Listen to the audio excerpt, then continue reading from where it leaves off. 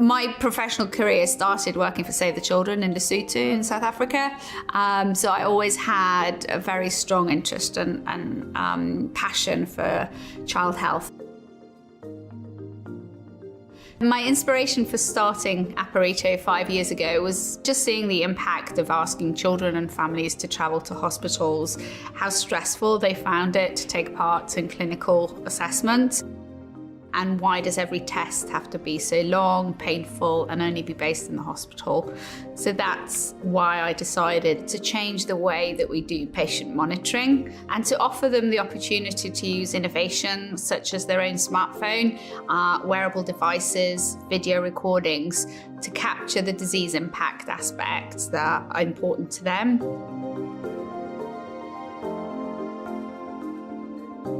As you probably can imagine, most patients don't suffer from the symptoms right there and then in clinic with the doctors, and they always happen at night when they're away, when they're quite some distance from the hospital. So trying to encourage them to be able to capture and report that information in real time through using our technology. Through the Innovate UK funding, we were able to start our precision medicine study in Cape Town in South Africa. And I think from very early on, there was that natural fit that meant that we've never had friction or difficulty in, we've had challenges, and it's been, it's not to say that the work hasn't been easy, but because we all had the ultimate goal and the overall objective, it's made working with them extremely fruitful and productive. That funding allowed us to create a whole new concept and from start to finish. So as a company, it was a very exciting study to be involved in. And from a credibility point of view, the funding gave us a lot of credibility. The experience has given us a lot of sort of profile and learnings. And all these things together just sort of make you in a much stronger position to then translate it to other areas and seek new funding or contracts. For us as a company, since we secured or won the Newton Fund, we've actually gone on to secure 1.4 million investment, and we've also won around 12 different contracts with sort of now studies and patients across all 4 continents in the world. And that opportunity to start working outside of the UK and outside Europe was very informative and very critical for us in our business to be able to demonstrate that we could deploy our technology globally, and the South Africa experience was a key step in that.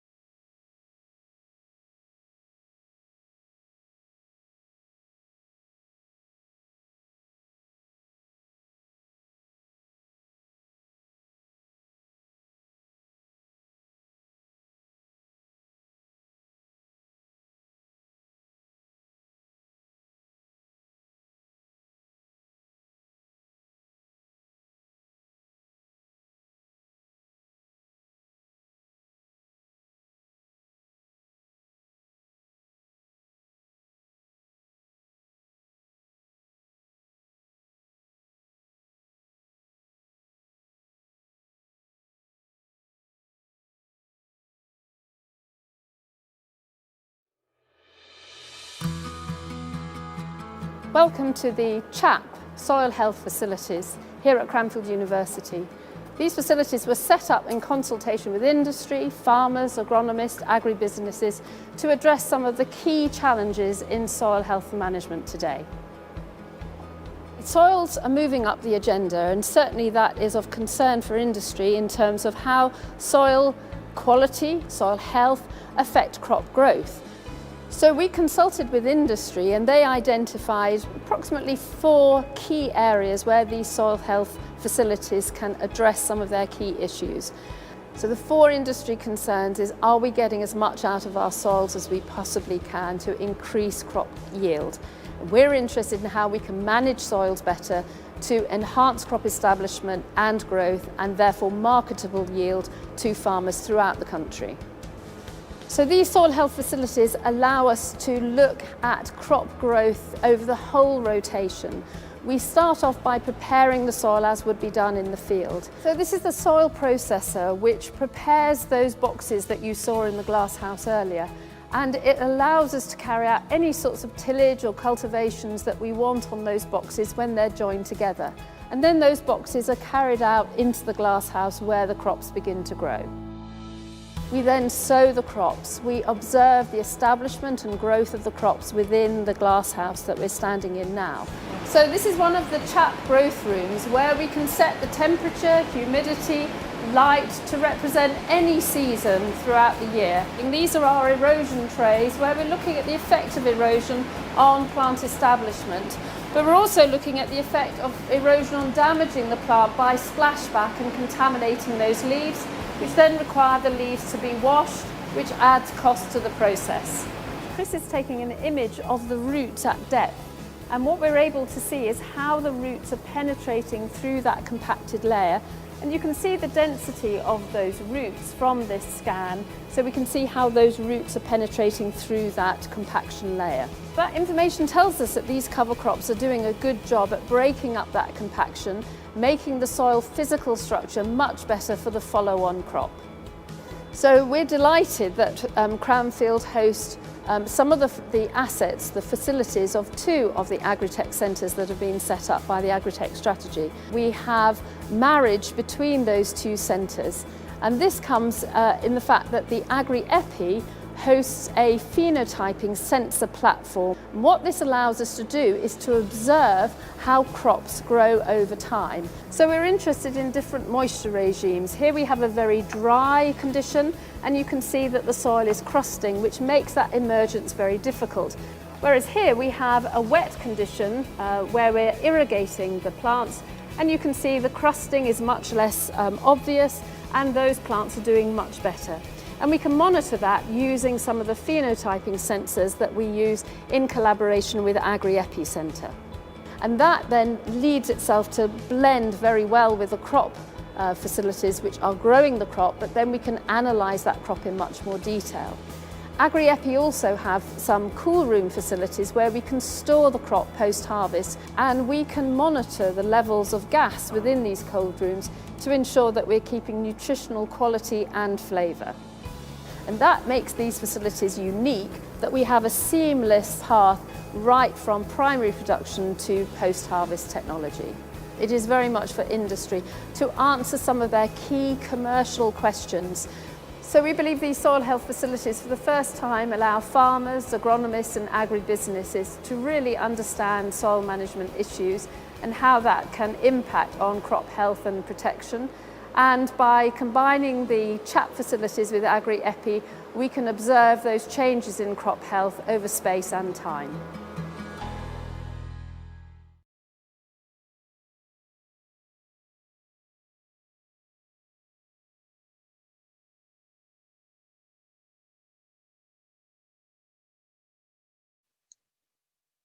Good morning.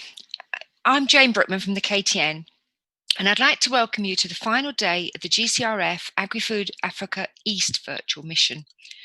We finished the week off with some networking and a roundtable discussion and items that have come up during the week and areas on the region, the Eastern Africa region.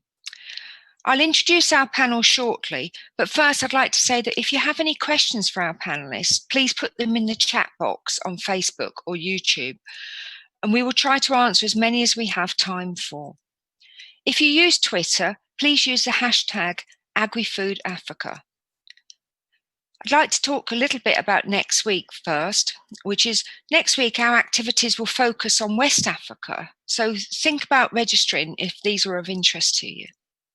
But you also might be interested in hearing about our follow-up programme starting the 13th of July, where we will provide targeted help for creating consortia for the agri-food catalyst applications that will launch shortly, clinics for helping with the application process, and themed sessions for further community building and networking.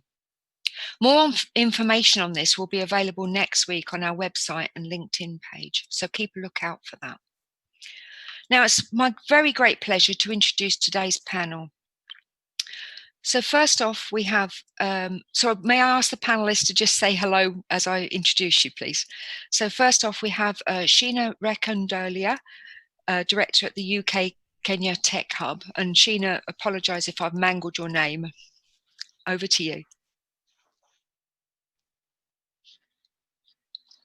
I hope I'm on mute. I'm not. Oh, yes. Hi, my name's Sheena Rekondolia. I'm the director for the UK Kenya Tech Hub. So we're a UK government sort of body here in Kenya. We're part of a wider network of hubs. So my counterparts in Africa sit in Nigeria and South Africa, but I'm based here in Kenya. And we're all about how do we help sort of the tech ecosystem? How do we build skills and linkages? And sort of post-COVID, or in this time of COVID, food security has taken a huge issue, an area of priority. So we're really trying to think, how can we use tech to help businesses, agribusinesses grow and scale and really help kind of make Kenya self-sufficient and create jobs in the process. Thank you, Sheena. Over now to Mike Shaw, Managing Director at Wellspring Development Capital. Good morning. Hi, yes, I'm Mike, Managing Director of Wellspring. We're a company that specialises in agricultural development and transformation, mainly in Africa. And we work with and advise UK government and a number of philanthropic donor organisations and financial companies, as well as agricultural firms from all the way through the value chain, from input providers to small and large production into kind of post-harvest handling and technologies. I guess of relevance to this, we've just finished doing quite a large piece of work and study for Department of International Trade and DFID, looking specifically at Uganda in this case, so relevant for this forum, at the market for agri-technologies, and then mapping that onto where we see strengths and weaknesses in the UK agri-technology system. Thanks, Mike. Next up, we have Callum Murray, Head of Agriculture and Food at Innovate UK. Thank you, Jane. Good morning, everybody. I hope you're all safe and well. Yeah, I've been based with Innovate UK, which is part of UK Research and Innovation here in the UK for just over 10 years now. It's my team that has been delivering the GCRF and Catalyst programme, and indeed been responsible for the investment that's gone into the development of the agri-tech centres. So happy to take questions and speak with you this morning. Thank you. Thanks, Callum. We next go to Isael da Silva, who's the Deputy Vice-Chancellor, Research and Innovation at Strathmore University. All right. Good morning, you all. Yes, I work in a university, but we have a very great interest in agriculture, because one of the institutions that are within Strathmore University campus is called Kenya Climate Innovation Center, and we actually try to help the Kenyans, small and medium enterprise mainly, to deal with the nexus: food, water, and energy. Those are the SDGs number 2, 6, and 7. And also, as a university, we try to train people in things which are of relevance for the development of the country. And as 2020, Kenya is a country which deals a lot with agriculture, and the GDP, most of it comes from tea, from flowers, from agribusiness. So we have created a master's degree which helps urban dwellers who are smallholders, farmers, how to train them with the technology and some modern stuff to make them profit more from the fertility of this country. I'm very happy to be brought here. Thank you. Thank you very much. And last, but very definitely not least, we have Nicholas Mbanya, who's the Chief Production Officer at Twiga Foods. Thank you, Nicholas. Thank you. Good morning, all.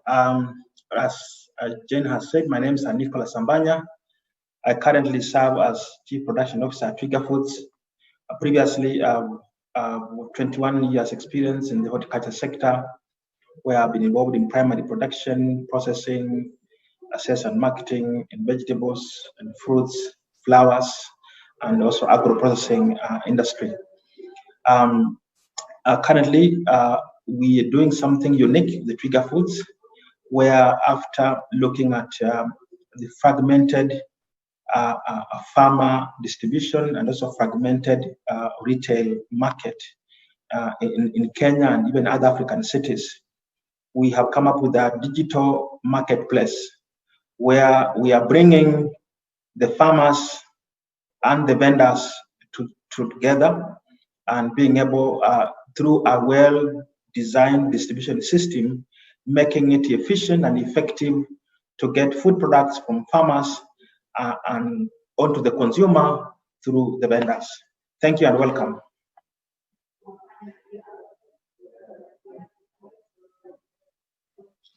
Thank you very much, Nicholas. I'd like to start with you, actually. You spoke very passionately earlier on this week on the need for disruptive business models such as Twiga represents to ensure a fair pricing system for all parts of the supply chain. How do you see the growth of your platform and other similar platforms keeping that ethos in place in the future? You know, as you get larger, do you think you're going to be able to stay true to those roots? Thank you very much for that question. Indeed, we will stay true to this, and Twiga Foods and any other companies that will come to do the same thing that we are doing, we see a growth, and that I think will be faster growth in this kind of a business, because what we are trying to do is bring sustainability in the value chain. A quick look at how we are doing this at Twiga Foods. So we have what we call some of the wholesale markets, wholesale food markets in Kenya. Now, and our customers are an ordinary kiosk, an ordinary shop, an ordinary grocery shop, for example. So what previously they have had to do, they've had to rely on middlemen going to the farms, bringing the product to the wholesale market, and then they have to travel from wherever, like in Nairobi City, you have about 4 or 5 wholesale markets that are spread across the city. So they've got to go there and buy stuff from the wholesale market to bring it to their shops. Now, what that happens in 2 ways: that one, they have got to buy enough for 1 week, and secondly, they have got to there because of the logistics and transport cost of bringing it to their shops. But more importantly is that they have no control over the quality. They go and get a bag of potatoes, and that's it. So if they get their shop and they find that 20% is not good, they have no recourse. What Twiga does now, Twiga has gone and stabilized the price of the farmer at farm gate, and therefore already created a profit story for the farmer and also the consumer. And then we harvest this product at farm level with the post-harvest savings in mind, and then bring this product to a central warehouse in Nairobi, from where then we distribute to the vendor. So the vendor does not have to move out of his or her shop. She doesn't have to buy weekly stocks. She can order fresh stocks every morning from us and they be delivered. She doesn't have to pay for any delivery charges or logistics. That we take care of it in our system. But more importantly, if we deliver a crate, say, or a bag of potatoes, and the vendor finds that half of it or a portion of it is bad, that can be replaced the following morning. So this is creating really sustainability in terms of affordability, in terms of pricing, and in terms of quality. Anyone who wants to sustainably trade in the food market, assuring the consumer a better price, safe food, and fresh food at the right cost, they have got to think sustainably and do it the way we are doing. So yes, so we see a lot of already some companies are emerging now to start competing with the Twiga Foods. Several of them are coming up because they realize this is a model that you can sustain and you can repeat that model. Thanks very much for that. Sheena, Nicholas has spoken about a disruptive model there, and obviously in your role as the director of the UK Kenya hub, I guess that you're seeing a lot of exciting developments or companies in the agri-food sector. I wonder whether or not you could maybe give us a little bit of a snapshot of what you're seeing coming through your door at the moment. Yeah, definitely. I think Twiga has been sort of a really good example, and exactly what they've said. They've managed to sort of go from, smallholder farmers, aggregate them and take them directly to sort of the markets, which is the kiosks, etc. Most recently, they've partnered with Jamea to kind of try and get it to our doorsteps, and I've experimented that with myself, which is amazing. It's literally farm to my house, which is an awesome model. And I think in terms of COVID, that's been the real opportunity where people have seen, how do we use digital models, and how do we do this a bit better. Now, I see entrepreneurs, and especially in Kenya, I'll say, the entrepreneurial innovative spirit is amazing. Some of the programs that we've supported, so for example, one of our UK tech female founders that we took to London with us for the AIS, she's Dr. Muthoni Misande, and what she's done is she's developed a technology which uses indigenous traditional knowledge as well as weather data to basically predict drought.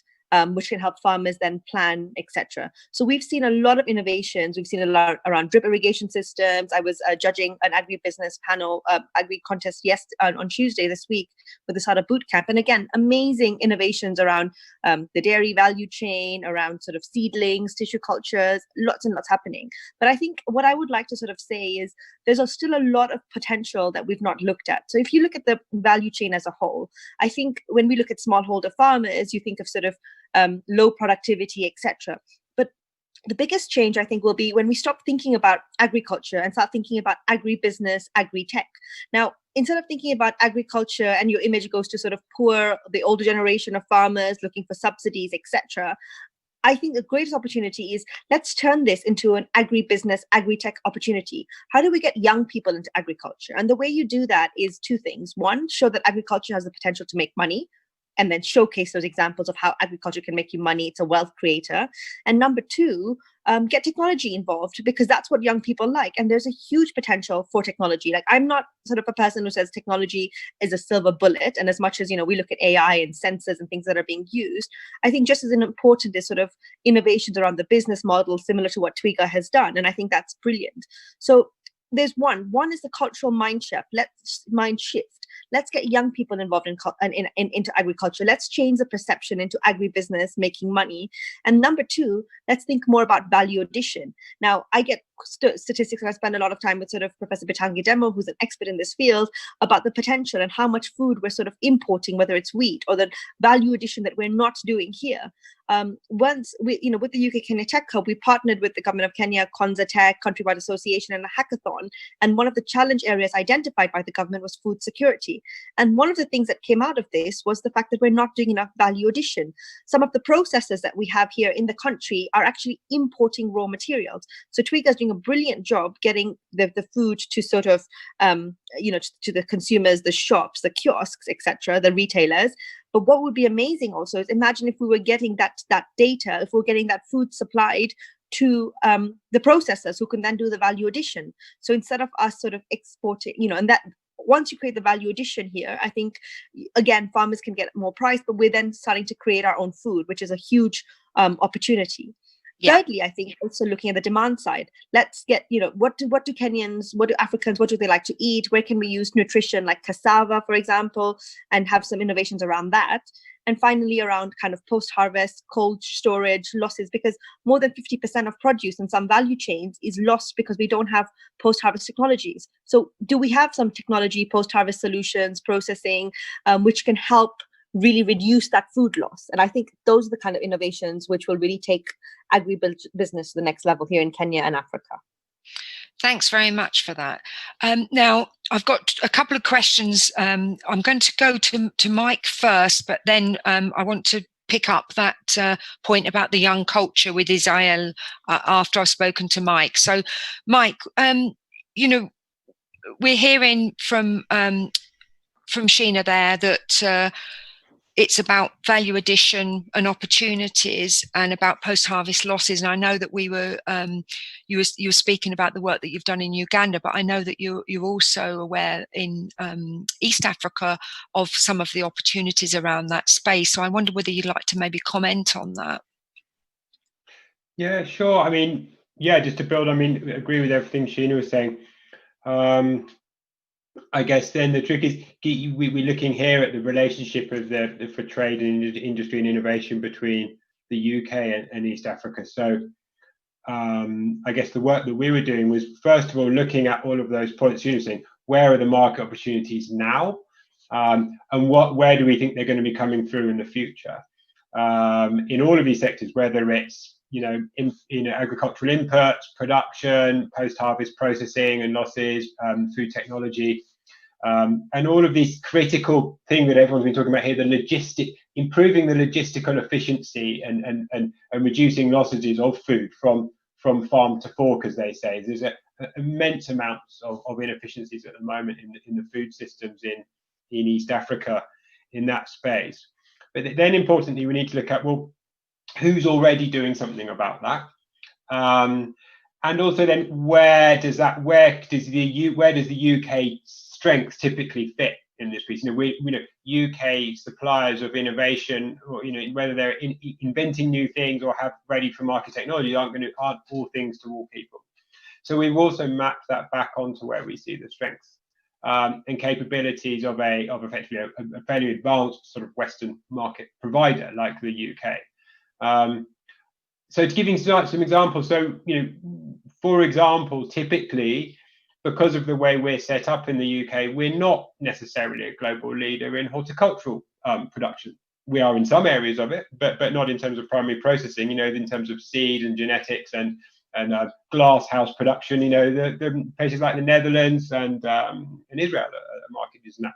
Whereas if you look at livestock inputs, livestock production, post-harvest milling equipment, food technology, digital technology research, UK has some really strong companies and expertise ready for market. And then if we look at the sort of at the GCRF projects coming through, and we've mapped onto those, and all of the work, Callum's here, from Innovate funded projects and stuff, that also maps on quite clearly where we're seeing huge strengths in livestock, post-harvest equipment, milling, things like that. So in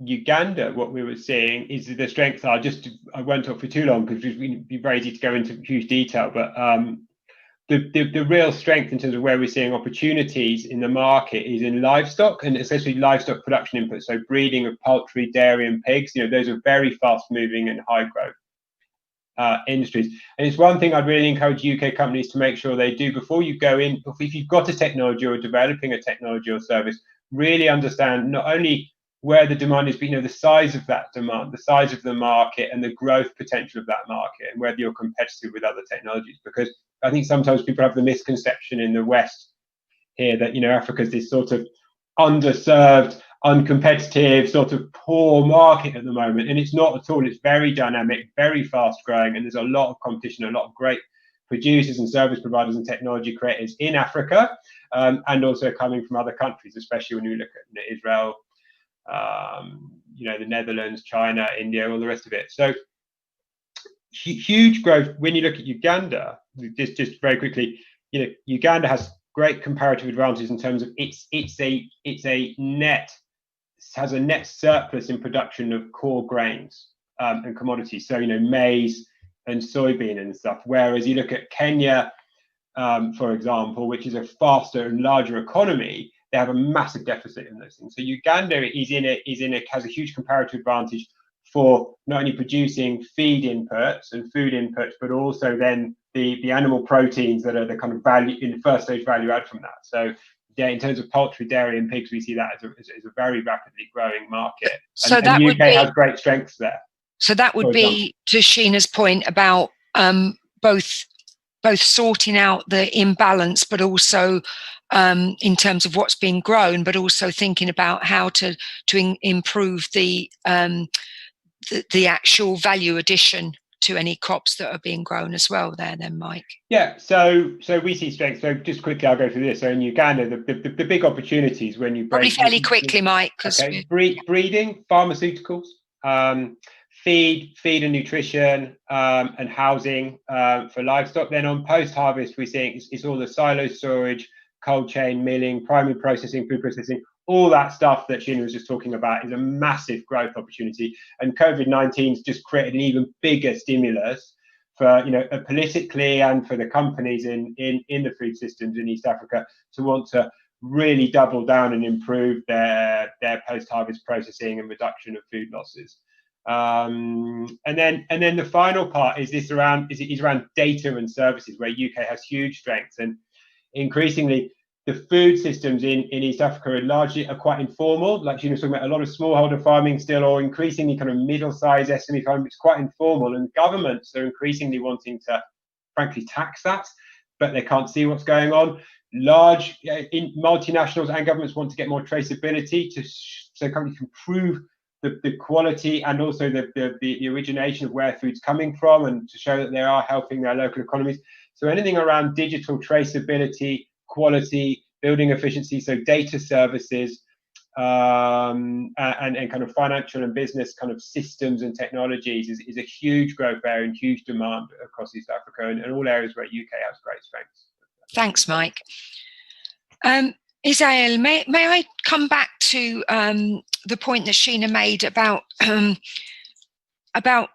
challenging who does agriculture? So, you know, it's not just for oldies. It's for people who are young and sexy and want to get on in the world. And how do you think the universities can help with that process? I mean, Sheena's already talked about you know, making sure that people can see that they can make money having this agriculture as a career, and including technology. But what part do you think the universities might play in developing that new young look to agriculture? All right, then yes, so we do have a problem here sorry for the noise, there is a motorbike going away. Yes. Anyway, yes, as I was saying, the average age of a farmer in Kenya is 60 years age, which is it is too old, because this country is a young country. The average age of Kenya is 19. So half of the country is below 19 years of age. And then because of course the industry is not that big, when they graduate secondary, they eventually get into some technical vocational thing or some degree like commerce. Unless they do something as an individual, it's very difficult for them to get a job. So actually EU has realized it, and then they actually are working with this center, which is here in Strathmore, called Kenya Climate Innovation Center, where they are supporting a project which is a $20 million project, 5 years project, where we are actually targeting women and the youth. And Sheena is very right. In order to attract these two groups, you have to tell them that there is money in agriculture, and second, you can make it very charming because of technology, like the issue of the, say, solar-powered cold room, post-harvest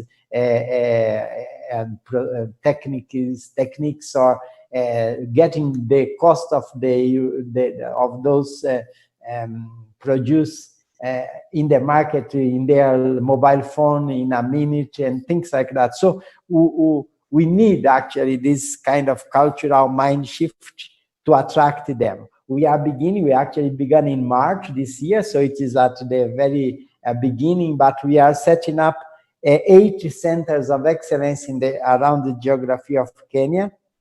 And we are working with 47 counties. As you know, Kenya is now governed by counties. They call it devolution. So we are in each of these 8 centers of excellence, we are working with 2 or 3 counties and helping them to use like the science of a university degree to make a difference in the way agribusiness is dealt with in Kenya. So, yeah. Thank you. That's wonderful to hear, especially the local aspect of it, because I think many of us would agree that you need a combination of the high tech, but also the local delivery to make things to work. So thank you for that, Isa. Now, Callum, I'd like to ask you, so Mike and Sheena have both been talking about areas of importance for development of the agriculture, agri-food systems within Kenya in particular, and in East Africa more broadly. I know that the Innovate UK support quite a few projects in agriculture through the Agritech Catalyst. And I just wondered whether or not you'd got any examples of the types of projects that have been supported over recent times that maybe would sort of chime a little bit with some of the things that we're hearing here. Sure, thanks for that, Jane. Yeah, the Catalyst has been running for a good number of years now. We kicked off with a tranche of funding that was dedicated to Africa back in about 2013. And it's continued with dedicated funding right through to the current time. I think we're on to the 10th round of support that's going. 9 have been supported so far, and the 10th will be coming soon. But the range of projects within the portfolio is fairly extensive. When we start thinking about some of the points that Sheena was talking about, thinking about reducing waste and sustainable production, controlled environment, agriculture, in Somalia, for example, where we're seeing a project there that's looking to build pilot low-cost shade structures that's using the evaporation of seawater to cool the environment in which we have crop production going on. When we start thinking about some of the challenges around food safety, aflatoxin is a key challenge. Again, we're looking at the purification of aflatoxin from crops and developing kind of rapid tools and procedures for extracting the concentrated aflatoxins that can lead to the reduction in crop value, of course. When we start thinking about some of the non-food crops, then again, we're starting to support projects in Kenya that are looking to develop the production of essential oils. And there's one particular project looking to develop high quality essential oils, and 5 specific examples. But then more fundamentally, we look at the issues around precision soil management, plant breeding, livestock production and disease prevention, specifically on the plant breeding, combining that into the whole system approach. When we think in Ethiopia, the lack of availability of affordable proteins, pulling together the opportunity and feasibility of studies of using white lupin to give an affordable source for livestock production. But also then thinking about the disease reduction and specifically, for example, the contagious bovine pleuropneumonia as a particular challenge in Kenya. That's being tackled. So all of these are going forward right through then to waste packaging reductions, where you're looking co-product utilization, Stouffer pack, the maize straw. We start thinking about using that to reduce food waste and spoilage by developing vegetable-based packaging systems. All of these kind of ideas are being developed and taken forward in countries in East Africa, and they're all being supported and driven by consortia that are pulled together through this Agri-Catalyst programme. Thanks very much for that, Callum. It's really helpful.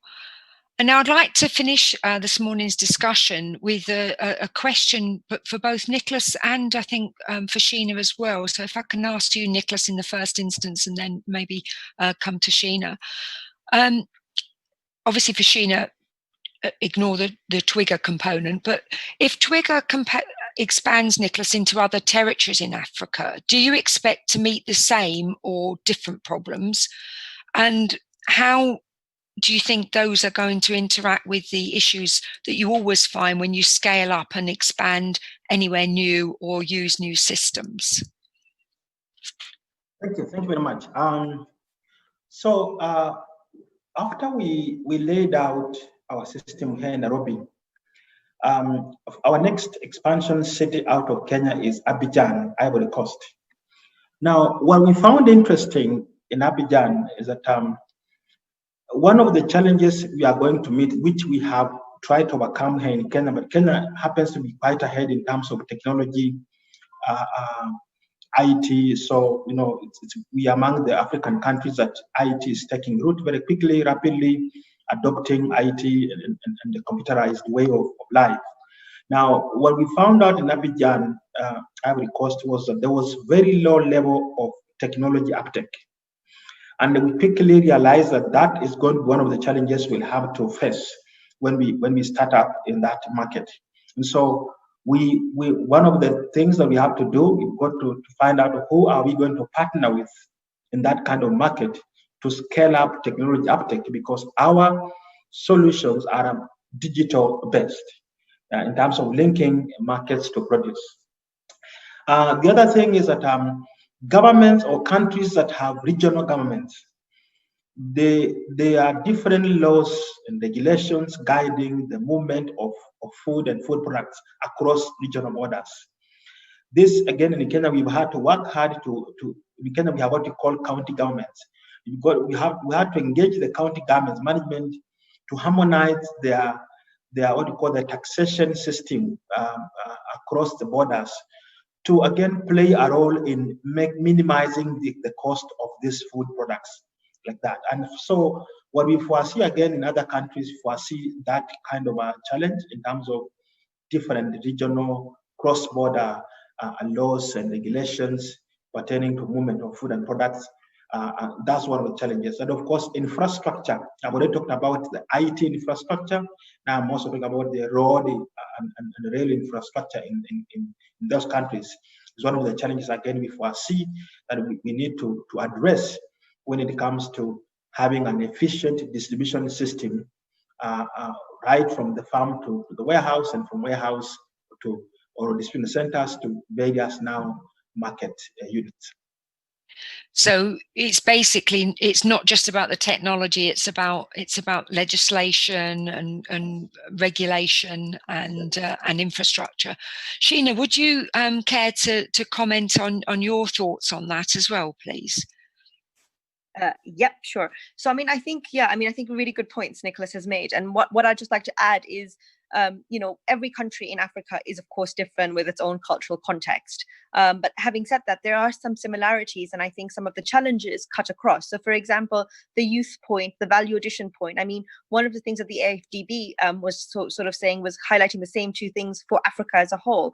Why is it that Africa is sort of importing so much of its food? The becoming food secure and then potentially even sort of feeding the world is something that Africa could be doing, but it's not. And the same process, and I think some of those challenges are exactly what we've seen across the value chain, and digitization of the value chain, I think, is a huge opportunity. But that sort of comes from like a buyer-led model. If we've got sort of buyers at the end saying, we would like this, and this value addition, whether it's a big kind of corporate or it's a processor, etc., and then kind of work backwards, whether it's the packaging and all of that, and working kind of backwards, that value chain, I think, in most African countries is not efficient. So I think step one is like, how do we help that value chain? And then step two is, how do we digitize it? Because then comes the second opportunity, like with blockchain, etc., where you can trace exactly where your food comes from. Because I think the food safety element is another key point. A lot of the times people will pay a premium for imported fruits and vegetables because there's that element of trust. And I think there's a lot of potential around sort of, building that trust. So there's a lot of issues across the value chain that I think are common to Africa. But then, of course, every country is different. So, for example, in East Africa, where there's more of a reliance, and actually a lot of the countries in Sub-Saharan Africa, where there's a reliance on smallholder farmers, there's that challenge. And then there's countries like South Africa, potentially, where there's more commercial farmers. It might not be, there are still challenges, but in a different kind of way. So with the smallholder farmer context and the broken value chain, I think that's across Africa. But so therefore the opportunities, the youth opportunities, the value addition are across. I'm not sure if I answered that question. No, you did. That was very interesting. Thank you very much. So I'd like to just ask maybe for everybody to have, Mike, if you could maybe give us 30 seconds on what you would like to, what your take-home message would be about the scale up and some of the challenges and some of the opportunities. 30 seconds each. Mike. That was quite a big challenge. 30 seconds. How to scale up. I I think ultimately, I endorse everything everyone's saying. To scale up, ultimately it has to be then commercial. Whatever you're looking at needs to be commercial and viable and scalable with commercial through the market. So all of these sort of stimulus that can come from Innovate UK at the innovation level, or through concessional finance, or development finance institutions at the next stage, is all great so long as we're building towards business models and companies understand that in order to genuinely scale and genuinely have the impact and turnaround in the food systems that Sheena, for example, was just talking about, we've got to be realistic about the commercial realities. Everyone down that supply chain has to be making a meaningful profit. Thank you, Mike. That represents the risk they're taking. Thanks very much. Callum, can I ask you what part you think Innovate UK and its programmes may be able to help with that in 30 seconds as well?